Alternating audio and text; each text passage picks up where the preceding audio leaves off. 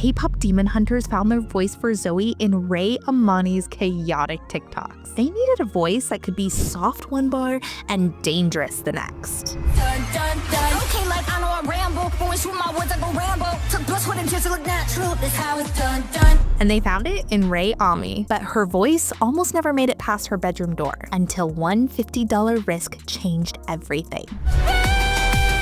What? Who is that? Hold on, let me know who the voices are on this video, bro. This girl here's voice is so damn beautiful. Yo, who is singing? Stick around and you'll get the unexpected thing that got her the Netflix role, the moment where REI Ami stopped playing it safe and started being herself, and what happened next. And one question to ask yourself anytime fear tells you to shrink. We're here for Zoey! She's a rapper and lyricist. She grew up in America, somewhere called Burbank, USA. She's the cutest magnet. But when she raps, she goes hard. She gets real scary, like so scary, like you better watch it. Sarah, later known as REI Ami, was born in Seoul in 1995. She immigrated with her family at 6. Well, you were born in Korea. Yes, in Seoul. I was born there. I moved to Maryland when I was 6. She arrived in the suburbs of Maryland as an instant outsider. New language, new rules. At home, the rules were even stricter. I was born into a religious cult. It was very traumatizing, but I'm processing. I'm way better now. Her family belonged to a church so infamous it made it to a Netflix series.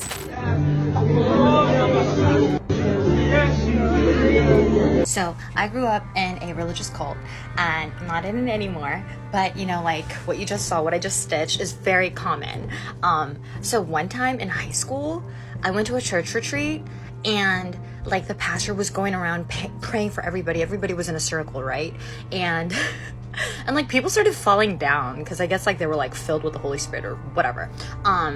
But like it was my turn to get prayed to next, and I was really feeling the pressure because like 5 people fell down before me, so it was just like, oh, I gotta fall down. Questions were punishable. Sunday nights brought panic attacks. Visions of her parents being raptured into the sky as she stood alone on the driveway. Being useful kept her safe. Being quiet became the rule. Parents had been attending this church well before I was conceived, even like before my older sister was conceived. And, you know, I didn't know it was a cult. I left around when I was 1920 when I had realized how full of shit it was. But silence has a breaking point. She found air in school theater, and by high school she was all in. Even after flubbing a dance solo for In the Heights Tech Week, her choreographer pulled her aside not to scold her, but to tell her that she's hard on her because she sees her doing it for real.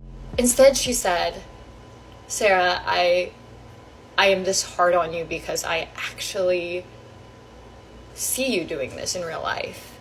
For real. It was the first time a voice made her believe it was okay to take up more space. She wouldn't know it yet, but years later, in a make-or-break audition, she'd have to decide if she believed it. She goes to the University of Maryland and keeps performing. On stage, she's alive. Off stage, life goes sideways. She falls in love, gets her heart broken, depression seeps in, she has an identity crisis because there's no her in her music. But she's afraid her parents might disown her for making secular music, so she hides in safe songs. No fingerprints, no risk.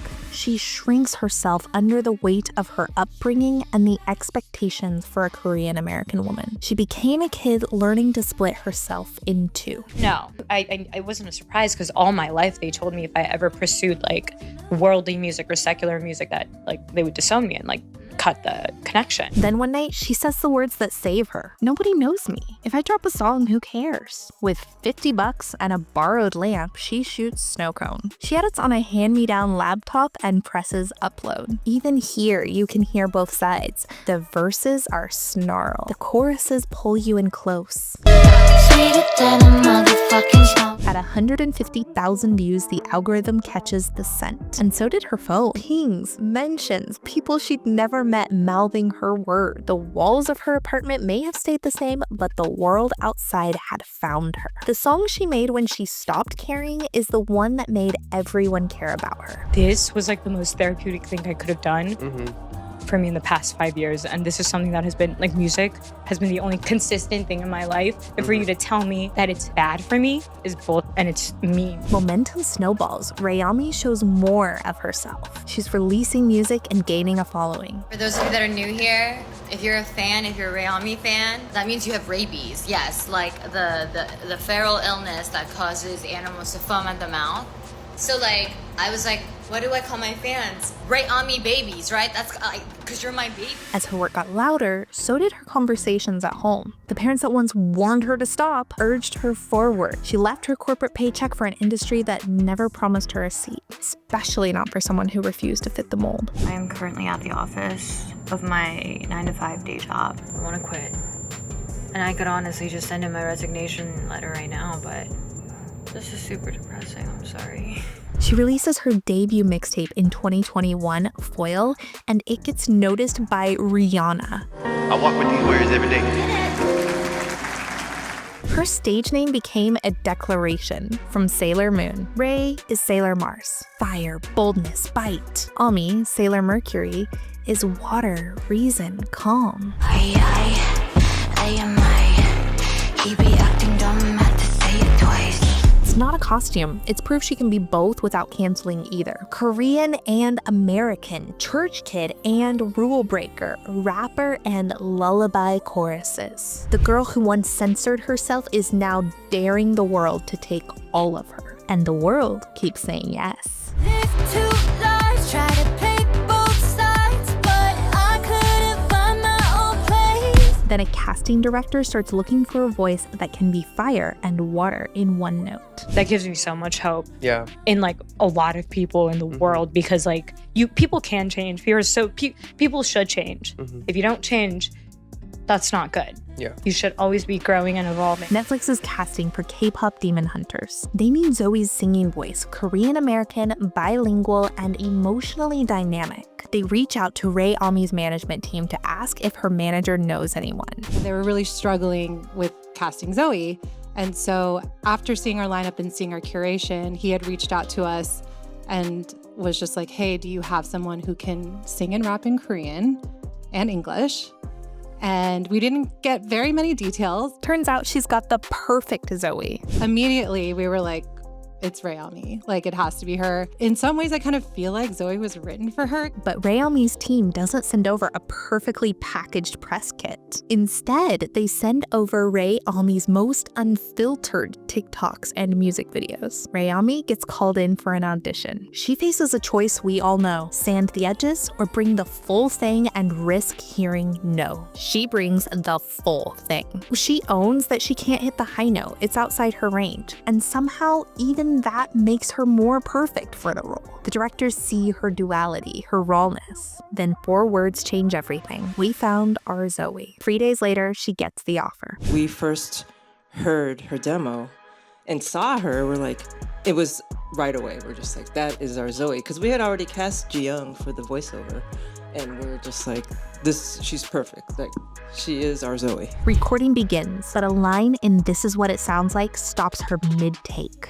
Why did I cover up the colors stuck inside my head? It yanks her straight back. Immigration shame, church pressure, college heartbreak. Every year that she'd lowered her voice and muted her edges. The song was asking for honesty, and it was a mirror. My name is Ray, and I did all the singing, rapping, musical parts for the character Zoey. When KPopDemonHunters drops, Zoey becomes the fan favorite. I am not sitting with no Soulja Boy. What's up? Thanks for coming. I'm not bad, Soulja Boy. We gotta get up close and insult their stupid faces. They're nasty, disgusting, not beautiful, perfectly dewy, symmetrical, shimmering. Okay, and now. Fan art is everywhere, and covers stack up by the thousands. Those special effects looked amazing. Got the hottest ticket in town. To our couch.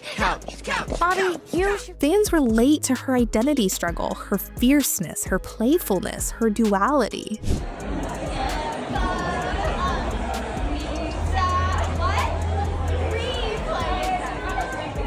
The girl once told to stay small now sings for one of the biggest audiences ever as Golden reaches number 1. Number one on Billboard 200.